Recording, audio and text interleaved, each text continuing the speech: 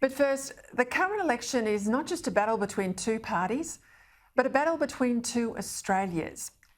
Sure, there's the standard fight between the Coalition and the Labor Party, with the Coalition telling voters that Labor can't be trusted with the economy or national security, and Labor claiming that the Prime Minister is incompetent and untrustworthy.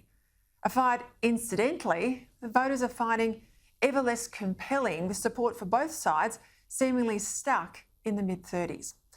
But then there's the battle in the community and inside both political parties, between those focused on climate and identity on the one hand, and those who are still far more interested in bread and butter concerns like cost of living and jobs that today's massive hike in the inflation rate will only make more acute.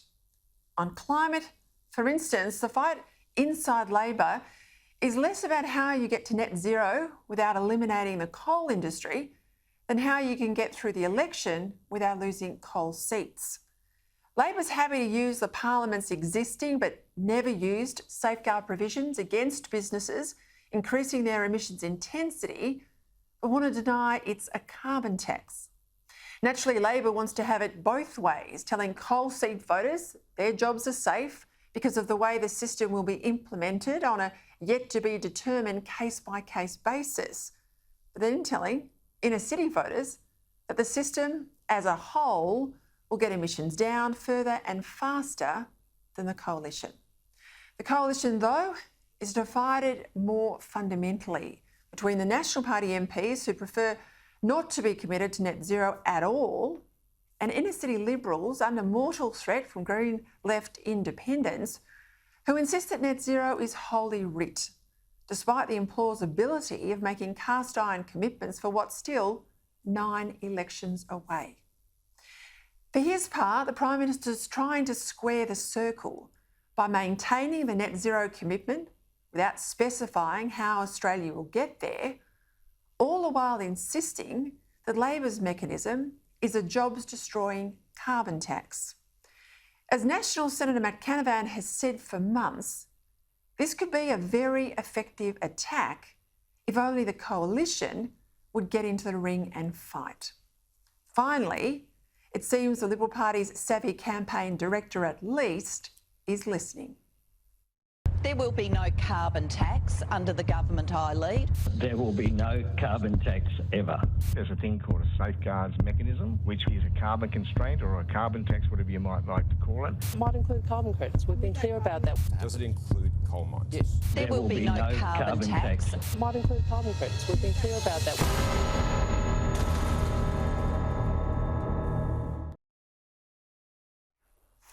Good on Andrew Hurst, but it'd be a whole lot easier for the Coalition to make the case if it had never muddied the waters by conceding on net zero in the first place.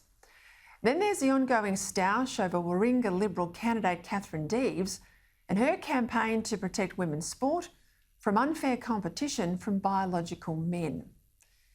As even Labor insiders are forced to concede, in most of Australia, the community is breaking 90-10 Deves' way. But not in woke inner-city seats, hence the ongoing calls from inside the Liberal Party for Deves to be disendorsed. The latest, no surprises here, is from former PM Liberal leader Malcolm Turnbull.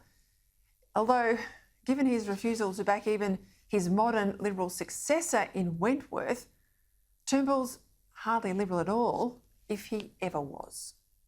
She shouldn't have been endorsed and she should be disendorsed, but she is Scott Morrison's pick. Well, I'm staying out of the election contest. My only contribution to the election in Wentworth will be to vote as an elector. Who are you voting for? It's a secret ballot. But they're both very good candidates. Dave Sharma is a very talented guy. Allegra Spender is an outstanding candidate. Scott Morrison won his miracle election last time by being firmly on the side of the quiet Australians. It's not going to be so easy this time. The government is 3 years older and a little bit more shop-soiled. It's being attacked in its own seats from both the left and the right, and the net zero commitment has left a lot of traditional Conservatives feeling badly let down. Maybe backing Deves is the Prime Minister's way of letting the quiet Australians know that he's still their man.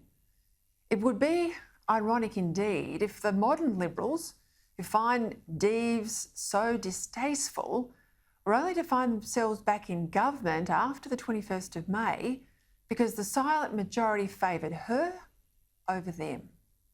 But because these battles are still unresolved inside the coalition, this election will decide who governs the country, but it won't necessarily resolve how it's governed.